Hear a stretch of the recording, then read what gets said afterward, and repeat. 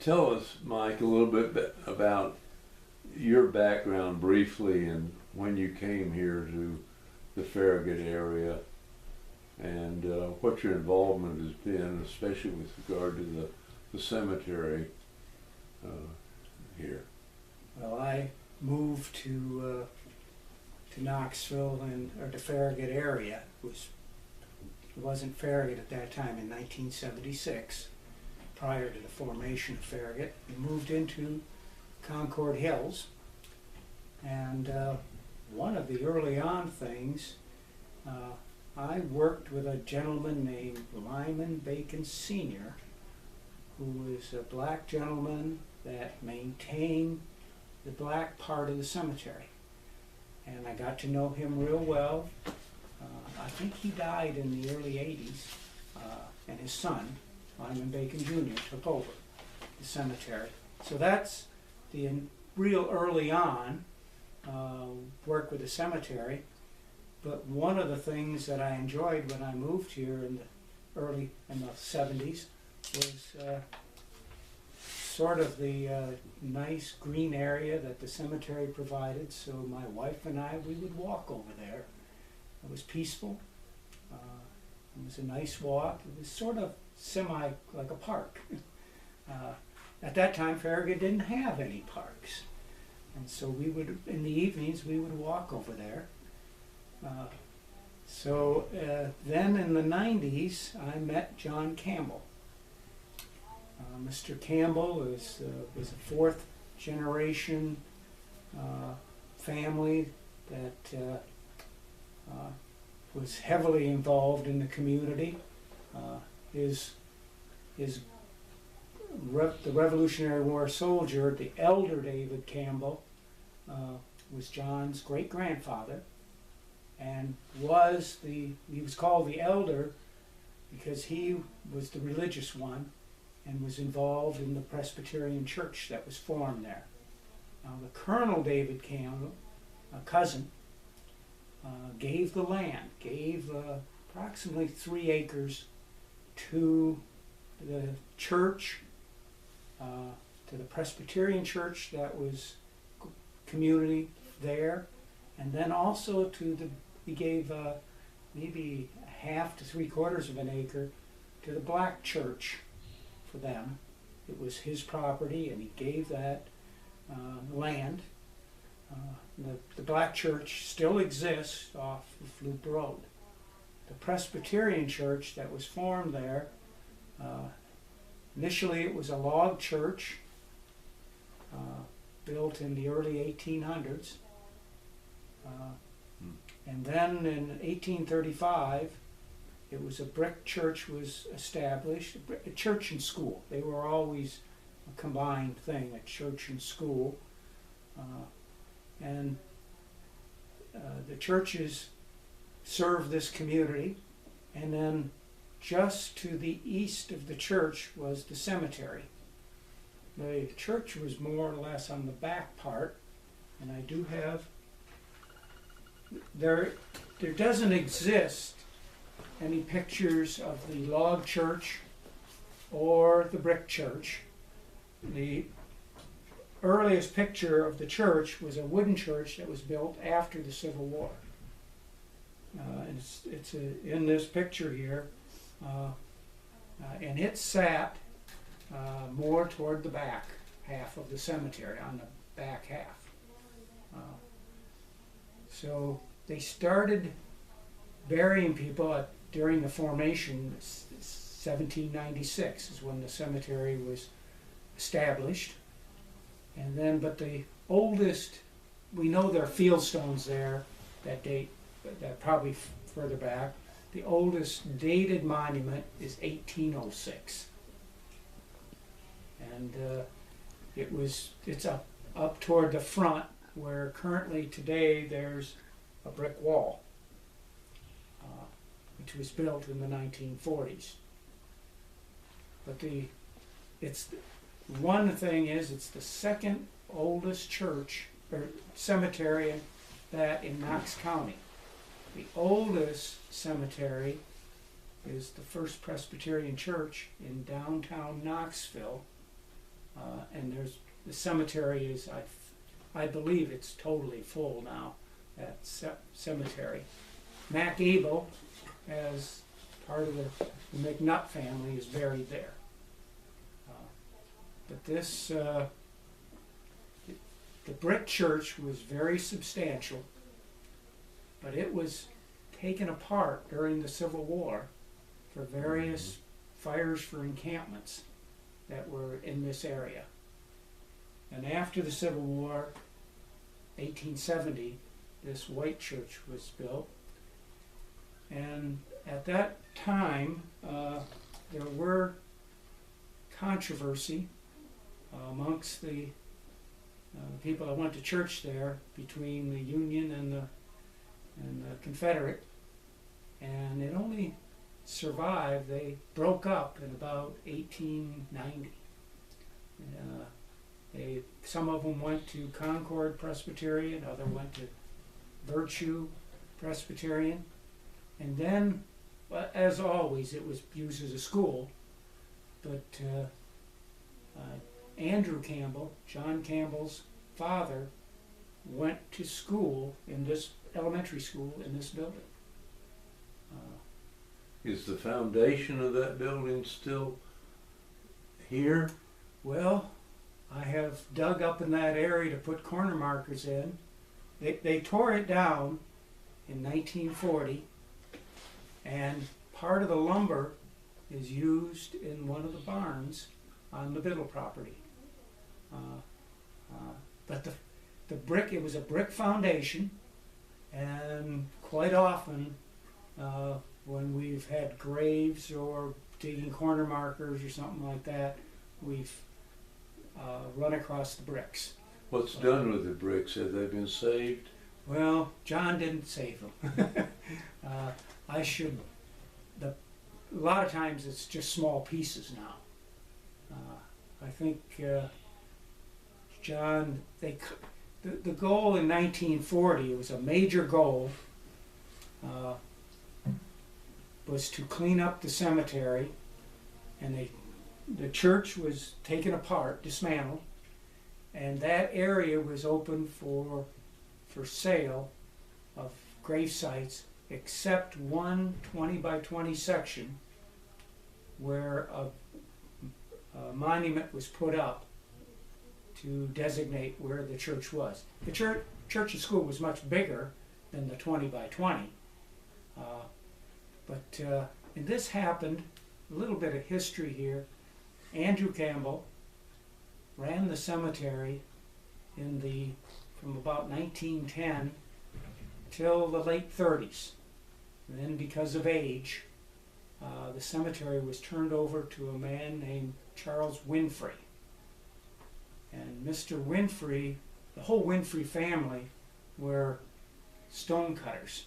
They laid facades on buildings all over the country, Detroit, Washington, D.C., Philadelphia.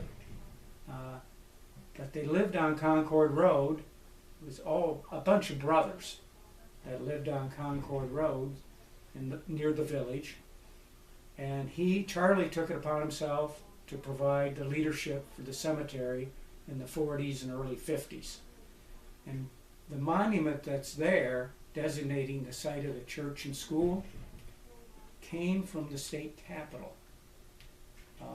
They had a job with some minor, not major, minor restoration at the state capitol, and some of the remnants that they removed and replaced, he brought back some of the stones, the monument, and also several benches that he brought back. And we've moved those benches. One of them's at the site of the monument, but the others are around the cemetery at various locations. So part of the state capitol, the old remnants of the state capitol were brought to the cemetery. Are these stone benches or concrete, cement? Well, they're heavy stone benches. They're a certain type of limestone or marble, and the grade between marble and limestone varies. It wasn't the nice marble, but it was a pretty good marble that was there. Must have been, I think, from part of the foundation. It looks like it wasn't part of the polished marble by any means. So, but Charlie did that. Was that the same Charlie Winfrey that was the postmaster at Yes. Concord? Yes, he at one time, he was more the accountant of the Winfrey brothers. I don't think he was one of the real laborers that worked on the buildings. But Charlie passed away in the early 60s and is buried on the lot right adjacent to the monument, right adjacent to where the site of the church and school is. Him and his family. He was heavily involved in the cleanup, and then they sold those lands. Andrew Campbell bought one.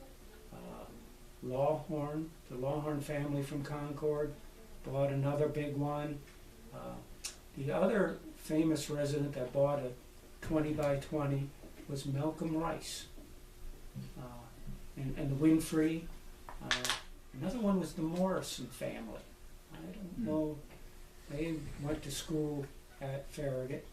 So a lot of those right around the site of the church and school were sold, and then many others were sold to older families, old-time families.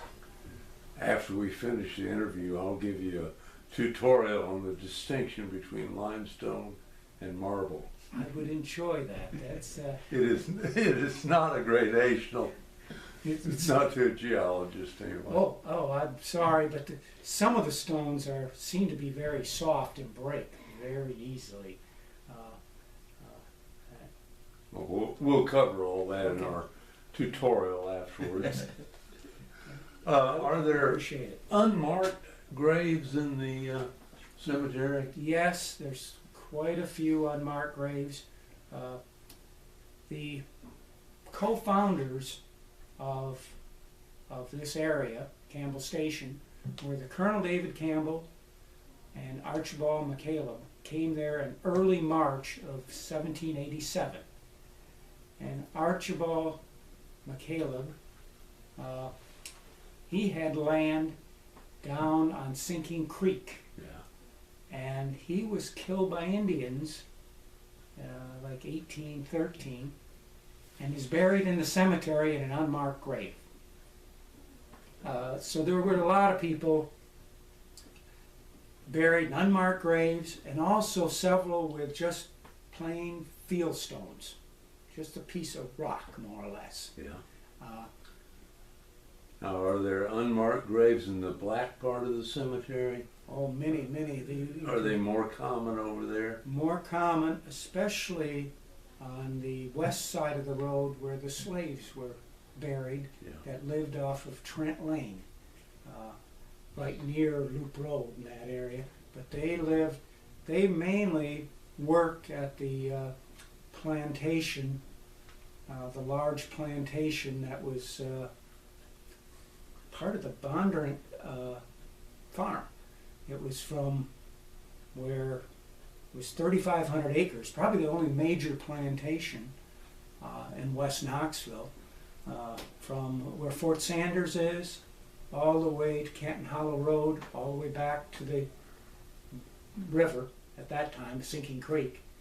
And the house was up near the front where Fort Sanders eventually tore it down, and the slaves lived in the back off of Trent Road and went to the church. And that church has continued, and it's a small congregation, and they still manage their part of the cemetery.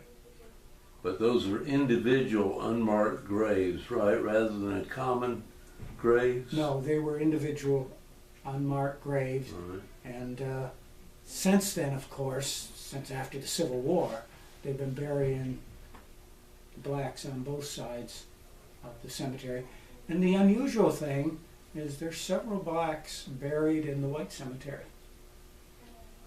One of the more unusual ones was an Uncle Joe Davis, who was the first janitor at Farragut High School.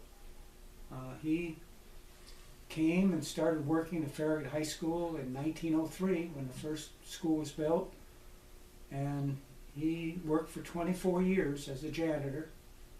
His wife died in 1915 and has a very nice tombstone that he paid for. His burial was right next to her in an unmarked grave, and the museum in the 90s sometime had a Black History event and bought a marker for Uncle Joe Davis. And so, but there, according to John Campbell, there are several blacks buried in the cemetery. Might not have been from 1806, but Excuse me, the black part of the cemetery is on the east side of Concord Road, is that correct? it's on both sides. Oh, it is on both sides. The east side, and then on the west side, there's a nice, it's a fence. We've taken down part of the fences. Lyman Bacon Jr. and John and I had discussions about we didn't need especially chain link fences anymore to distinguish. The fence days were over, keeping us apart. So we took down the fences, the chain link fences. Now, there's a former governor of Tennessee buried there. Can you tell us a little bit about that? He was the Archibald Roane, was a Revolutionary War soldier, and of all the settlers, he came a little later, a year or two later, than Colonel David Campbell and the other Campbells. But he was probably the best educated of the group, and from my knowledge, from what I've read, the first governor of Tennessee, John Sevier, mentored him. John Sevier was term limited. There were 2-year terms for governor, and he had 3 2-year terms that he served. And then in the early 1800s, Archibald Roane was elected governor of Tennessee, and he had a big farm just east of the middle and intermediate school. The Beelers occupy that house. Well, they occupy the house that was built in the 30s. But there was a house and a spring and that, a very nice home that was tore down, I think, in the 20s at some point. So, but Archibald made a political mistake. He had the opportunity to appoint the head of the Tennessee militia, the new Tennessee militia. And John Sevier wanted it, wanted that appointment. And he didn't give it to John Sevier. So John Sevier ran against him in the next election. And John Sevier is not only the first governor, he is the 3rd governor of Tennessee. But Archibald made the right appointment. He picked a younger man named Andy Jackson. And Andy really didn't become famous till the War of 1812, the Battle of New Orleans. He didn't make his place in history. That was his place in history, his anchor point. So Archibald, instead of doing the politically wise thing, he did probably what was best for the state at that time. But he also was heavily involved while he was governor in the formation of Roane County. There was a number of groups, and they named the county after him. Yeah. Roane County was named after Archibald Roane. And he died, an interesting story is he died in 1819. He was buried at the cemetery.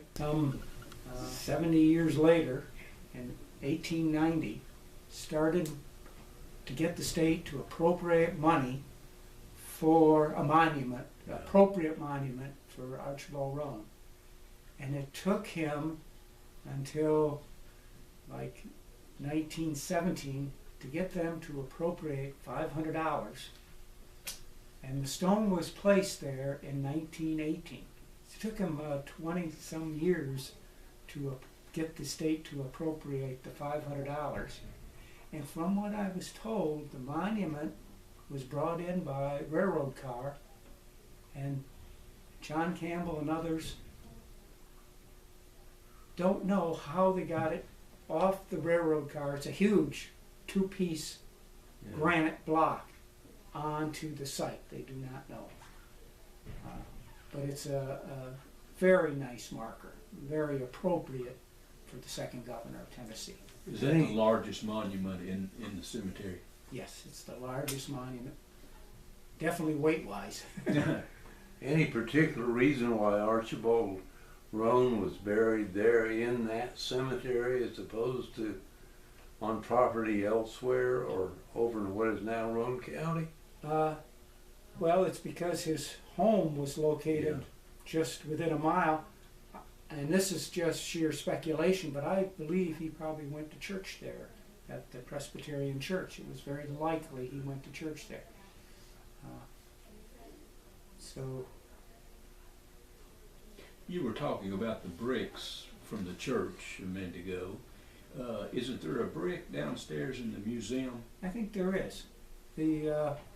One of the things that John Campbell gave to the museum was the host and the cup and all that from the church, that silver placing set.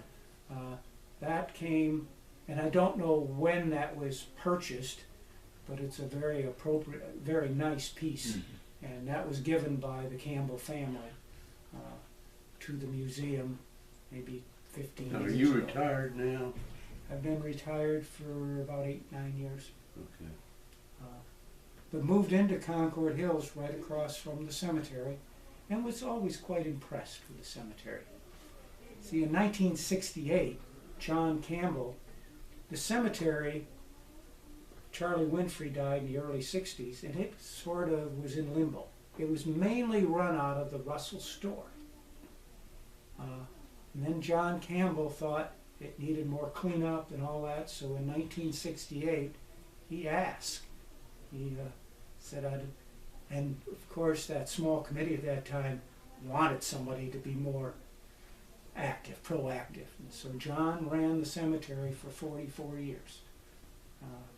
Very positive influence on me, dedicated to the family and the cemetery.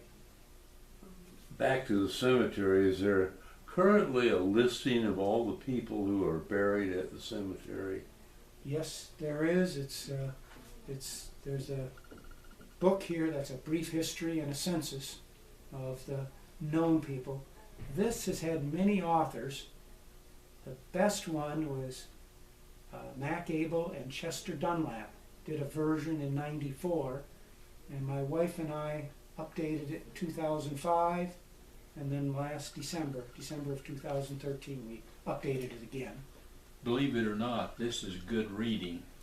Normally I wouldn't say that about a cemetery book, but this is good reading for anyone who has been in this area as long as I have been. A lot of familiar names. A lot of familiar names. A lot of familiar names, and Mac really explained a lot of it to me.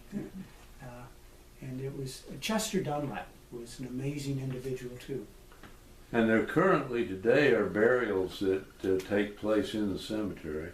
Yes, we are still selling plots, and we've opened a cremation garden up front in the older part where we know there are burials, but the urns only go 18 inches. There was no markers up in this area.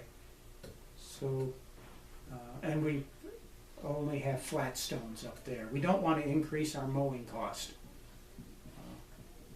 So the committee is a committee of the cemetery, a treasurer, Malcolm Shell, a secretary, Alan Holman, and I, after John passed away, I was by default elected president of the board, and we've got about 10 members of the board. One of the board members was the first mayor of Farragut, and we lost our legal counsel who did all the work pro bono. Yeah. There's been a few lawsuits that it usually involve family feuds, and they sue everybody, including the cemetery. So it was nice to have Mayor Leonard. We were more or less a bystander in any lawsuit. Are there items especially related to the cemetery that we've not touched on? There is one that I thought that Gerald Augustus' book on the Battle of Campbell Station would settle. I always thought that the battle lines, the Union set up north of Kingston Pike, right along Concord Road, and south. And I thought it extended into the cemetery. And I think Gerald Augustus says it probably did, but there's no history definitely saying that some company was at the cemetery during that November 16th. But I thought the battle lines stretched all along Concord Road. I have a great-great-grandfather that fought at the Battle of Campbell Station with the Michigan 17th, but he was up north in the vicinity of the Russell House, up in that area, north of Kingston Pike. Have there been any surveys of the cemetery using a metal detector? Or is that pretty much verboten because it's a cemetery? Well, there's been so much digging. I don't think there has been. You know, like Bill Hopwood and Jerry Keyes did a lot of work on the land. It's probably been tilled, but not. The cemetery has been so active. I should have asked Bill Hopwood to bring his metal detector over, because there might be fragments of lead bullets or stuff like that. But you really haven't found anything when you're digging graves or No, anything? we haven't found anything digging graves, except bricks. Yeah, right. Except bricks. But there's a lot of history relate to the cemetery. Oh, yeah. The one nice thing that the teachers, up until a few years ago, used to have tours for third graders at the cemetery. The third graders would come over and they'd do projects too, finding the oldest stone and that. But the first part of the tour that John gave originally, and I've given many times, is pointing out the Revolutionary War soldiers that are buried there. So it's kind of an and then this would only last about 10 or 15 minutes, and then they'd be on to their projects, the third graders. I vaguely remember when I was in elementary school, I have no idea what grade, that we took an outing there each year and had a picnic, probably on the cemetery grounds. I don't remember that, but we did take an outing, walking from the school at that time was at the corner of Kingston Pike and Concord Road, and we would walk out Concord Road to the cemetery. Well, one thing about the cemetery is it has a spring at the back. Yeah. And I mean, this area had a number of springs. Biggest one, of course, was where the baseball field is today, that huge spring. And there's one behind Aubrey's, and that's Max speculates that the fort was probably in that vicinity and needed water. You had to be close to water. Yeah. And John Campbell, the spring at the cemetery, he said, when I was 4 and 5 years old, my dad brought me out here to work. He says, I'd run around, maybe I didn't work, but we drank out of that spring. And it is clear today, it is clear, just a little concerned about runoff from all the fertilizer and everything that's being used in the area. But it certainly is cold. And it feeds right into Turkey Creek. Right. There were 2 springs over where the library is now, right in that area, Oh, on really? Campbell Station Road. The- I have no idea, you know, where they are now, if they still exist or whatever. Doc Russell had pictures of the big spring But he said that was much smaller even by the time he was growing up. That pond, it was like a huge, you don't, I remember it being there, but it was too long ago. I don't recall what size. It seemed like there was a lot of surface water in that area. he also stated that after the Civil War, when the farmers were tilling their land, they'd find cannonballs and artifacts, throw it in that pond. So if under the baseball field, there's probably a lot of artifacts. It was, well, there's some sort of culvert that goes under Kingston Pike that drains that spring now, Yeah. and the baseball field was put on top of it. Well, you were asking about that spring at the baseball field a week or two ago. It amazes me that baseball field is over that spring and the water doesn't come to the surface. It hasn't, at least sunk a little bit. No, Doesn't even appear to be a wet area or they anything. did a good job building it, I guess. They certainly did. Yeah. No, we have pumped, at the cemetery, when there was a drought, we borrowed a gas-driven pump and pumped out of that spring. And I thought we were going to drain it dry. And John says, no, Mike, we'll never drain that thing. And you never even noticed going down. What didn't go down at all, the spring.